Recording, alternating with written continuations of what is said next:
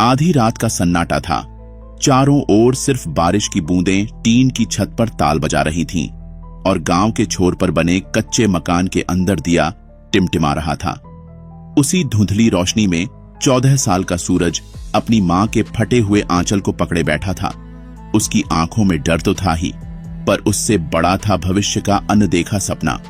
मां ने कांपती आवाज में कहा, बेटा, गरीबी हमारी किस्मत नहीं, इसे बदलना तुम्हारे कर्मों में लिखा है। सूरज ने दोनों हाथ जोड़कर कोने में रखी मिट्टी की छोटी सी हनुमान प्रतिमा के आगे प्रणाम किया और मन में संकल्प लिया कि वह अंधेरों को पीछे छोड़कर उजाले तक पहुंचेगा। अगली सुबह सूरज ने गांव के टूटे फूटे स्कूल की आखिरी पंक्तियों में बैठते बैठते खुद से कहा, पढ़ाई ही मेरा असली अस्त्र है, मगर पेट खाली हो तो अक्षर भी धुंधले दिखते हैं। स्कूल के बाद वह खेतों में बैल हाँकता, फिर शाम को नदी किनारे मछलियां पकड़कर बाजार में बेचता ताकि मां को दवा मिल सके।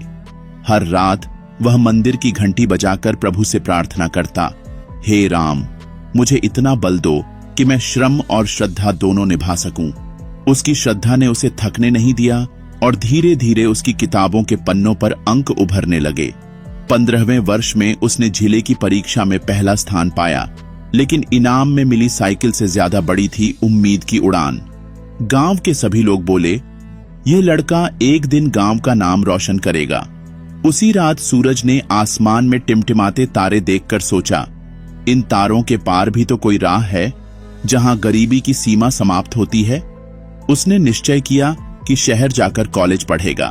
मां ने आंखों में आंसू भरकर भगवान शिव की तस्वीर के आगे दीप जलाया। बोली, बेटा, शहर में पाप और पुण्य दोनों की कसौटी तेज है, अपने कर्म सुघड़ रखना।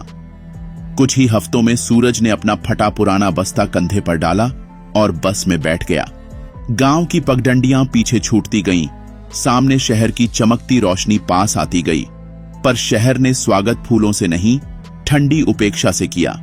हॉस्टल का कमरा नहीं मिला तो उसने रेलवे स्टेशन के प्लेटफॉर्म को रात का ठौर बनाया। दिन में वह कॉलेज की क्लास में दरी बिछाकर बैठता और रात में स्टेशन पर चाय बेचने वाले की मदद करता, बदले में बची हुई पाव रोटियां खा लेता। लेकिन हर भोर मंदिर की पहली आरती में खड़ा हो जाता और मौन मन से कहता, प्रभु, यह तपस्या ही मेरा धर्म है। कॉलेज के दूसरे वर्ष में उसे छात्रवृत्ति मिली, पर साथ ही मिली जीवन की पहली बड़ी परीक्षा।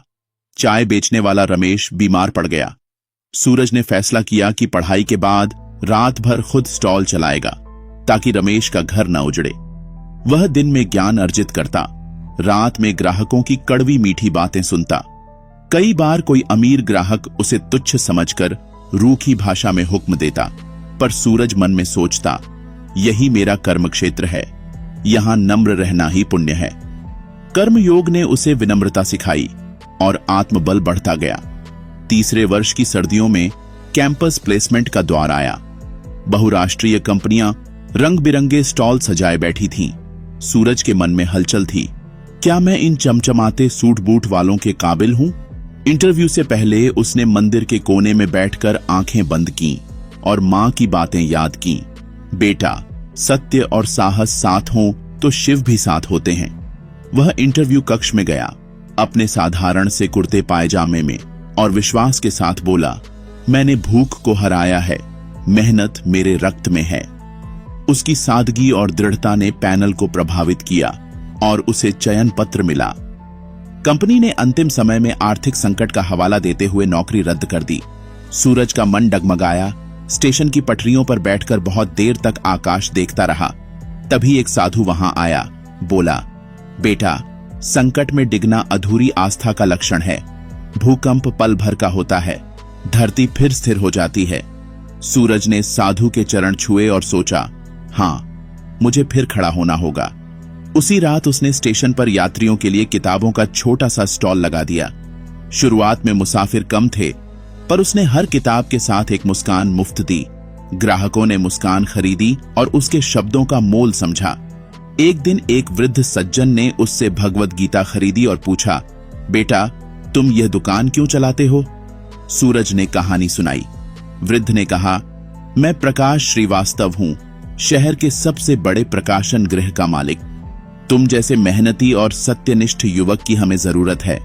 सूरज ने नई नौकरी स्वीकार की और दिन रात लेखकों की पांडुलिपियां संभालने लगा। उसने महसूस किया कि शब्दों में दुनिया बदलने की ताकत है। साथ ही उसने स्टेशन वाले स्टॉल को बंद नहीं किया, बल्कि वहां 2 और गरीब छात्रों को काम पर रखा, कहकर कि तुम्हारी पढ़ाई चलती रहे।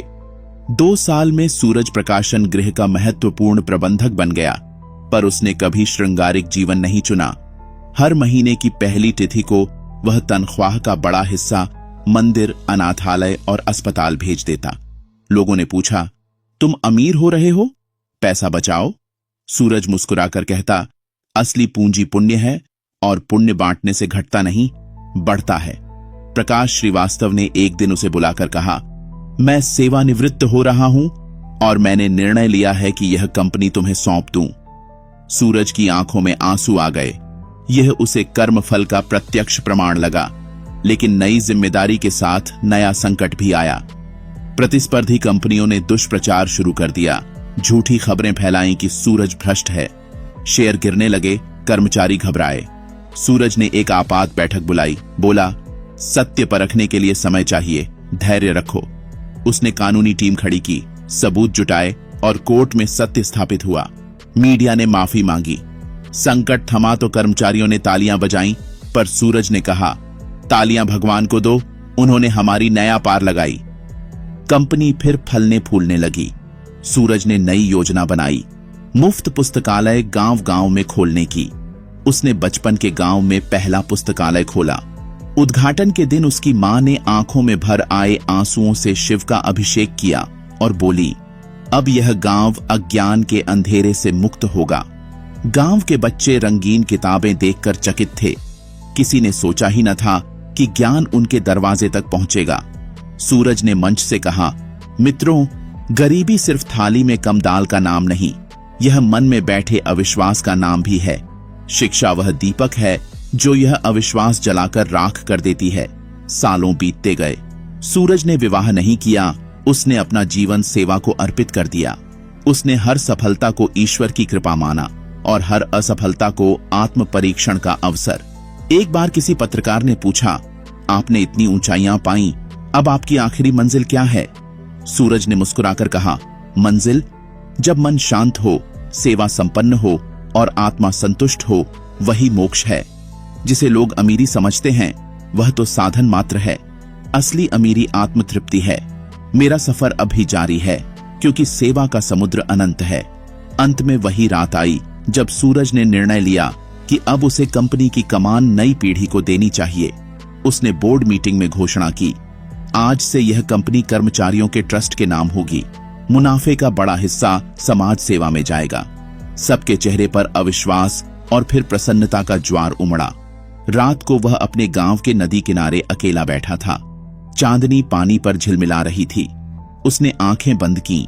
जीवन के सारे दृश्य चलचित्र की तरह सामने आए।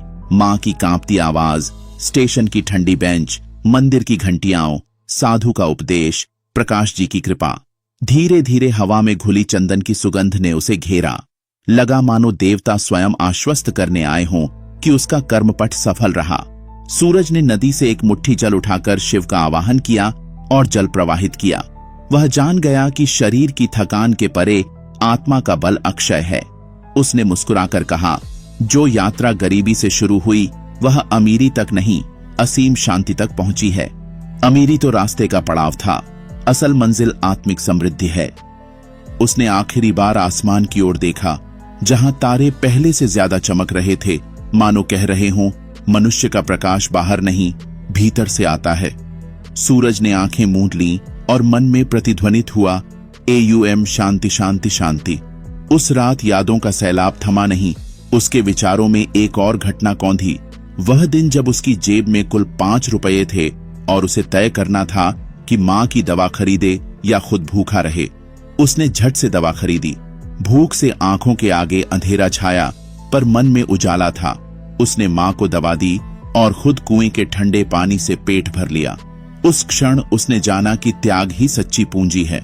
उसी रात उसने मंदिर के बाहर बैठे एक बुजुर्ग भिखारी को सुना, जो गीता की चौपाइयां बुदबुदा रहा था। सूरज ने भिखारी का चरण स्पर्श किया और उसने वरदान दिया, बेटा, जब तुम सबसे कमजोर लगो तब जानना ईश्वर सबसे निकट है। एक दूसरी घटना भी उतनी ही महत्वपूर्ण थी। कॉलेज के छठे सेमेस्टर में परीक्षा से एक दिन पहले उसके कमरे में चोरी हो गई। किताबें, नोट्स, यहां तक कि किराए के पैसे तक गायब थे।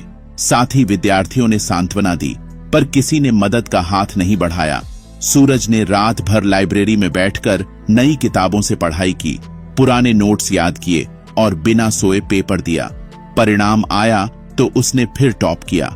उस दिन उसने समझा, ज्ञान को कोई चुरा नहीं सकता, सत्य पर टिके पुरुषार्थ को कोई डिगा नहीं सकता। गर्मी की छुट्टियों में वह गांव लौटा तो देखा कि सूखे ने खेत जला दिए हैं।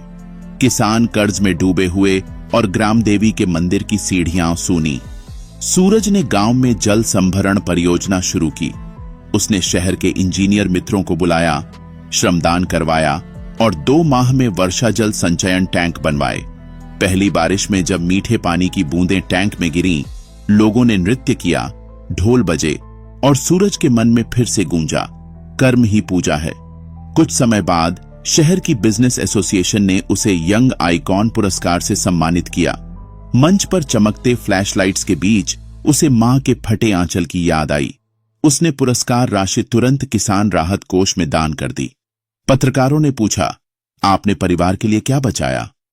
सूरज ने कहा, मेरा परिवार पूरा समाज है और मैं उनके लिए कुछ भी बचाकर नहीं, सब बांटकर खुश हूं।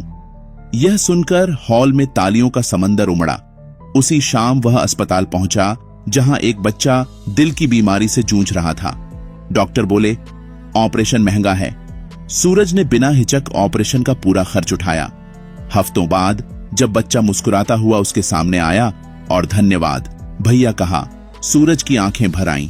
उसे लगा यही क्षण असली अमीरी का प्रमाण पत्र है। उसने बच्चे के हाथ पर ताबीज बांधा और कहा, बेटा, जब बड़े हो जाओ तो यह ताबीज किसी और जरूरतमंद को देना। इस तरह पुण्य एक आर्थू की तरह घूमता रहेगा, परंतु जीवन कभी एक रस नहीं रहता।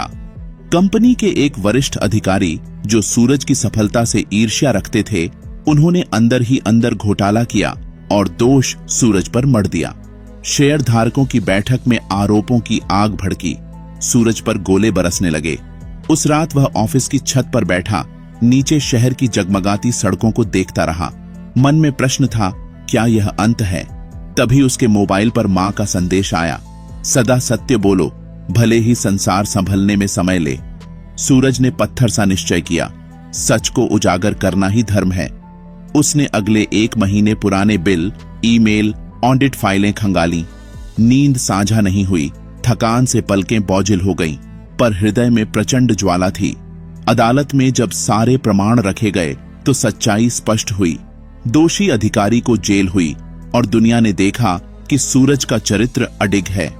अदालत से निकलते हुए पत्रकारों ने कैमरे बढ़ाए। पूछा, आपको कैसा लग रहा है? उसने शांत स्वर में कहा, धर्म की विजय पर कैसा गर्व, यह तो होना ही था। मेरे लिए सबसे बड़ा न्याय मेरा अपना अंतःकरण है, जो आज पूर्णता निर्विकार है। उसने फिर से काम में जान डाल दी, नई शाखाएं खोली और ग्रामीण हस्तशिल्पों को अंतरराष्ट्रीय बाजार से जोड़ा। गांव की औरतों ने पहली बार अपनी बनाई चटाई और मिट्टी के दीपक विदेश भेजे और उनके हाथ में जब रुपये की गड्डियां आईं तो उन्होंने ईश्वर का नाम लेकर सूरज को आशीर्वाद दिया। मिशन बढ़ता गया और देखते देखते कंपनी का मुनाफा आसमान छूने लगा, पर लाभ का बड़ा हिस्सा अब भी अस्पताल, स्कूल और गौशालाओं में जाता रहा। एक दिन उसने गुरु पूर्णिमा पर विशाल यज्ञ करवाया। सैकड़ों साधुओं को भोजन कराया।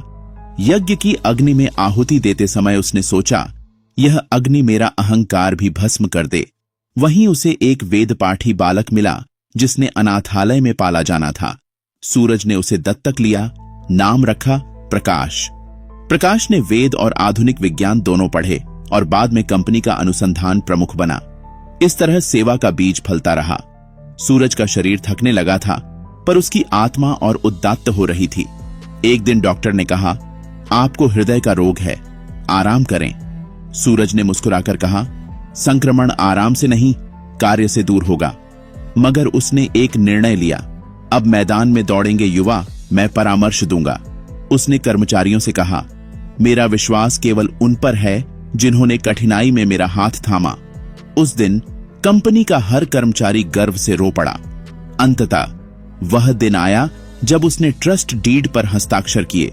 कंपनी ने साल भर में 200 से ज्यादा स्कूल बनाए, 30 अस्पताल अपग्रेड किए और गोद लिए गांवों में किसानों को ब्याज मुक्त आरण दिया। उसकी मां ने लकड़ी के मंदिर में नई घंटी लगाई, बोली, आज हमारे कुलदेवता ने सचमुच कृपा की। सूरज ने कहा, मां, कृपा तो श्रम और सच्चे संकल्प पर होती है, देवता उसी का माध्यम है। और अब नदी किनारे बैठे हुए उसने दूर क्षितिज पर उदय होते सूर्य को देखा। बरसों पहले जिस सूरज ने गरीबी के अंधेरे में जन्म लिया था, आज वह भीतर का सूरज पूरी प्रखरता से चमक रहा था। उसने मिट्टी उठाकर माथे पर लगाई और मन ही मन कहा, हे प्रभु, यदि अगले जन्म में मुझे फिर मनुष्य बनाना तो सेवा की राह फिर देना। तभी मंदिर की आरती की ध्वनि हवा में घुली, घंटियों की गूंज शांति का राग बन गई। सूरज ने दीर्घ श्वास ली और लगा मानो पूरी सृष्टि ने उसे आलिंगन में ले लिया हो।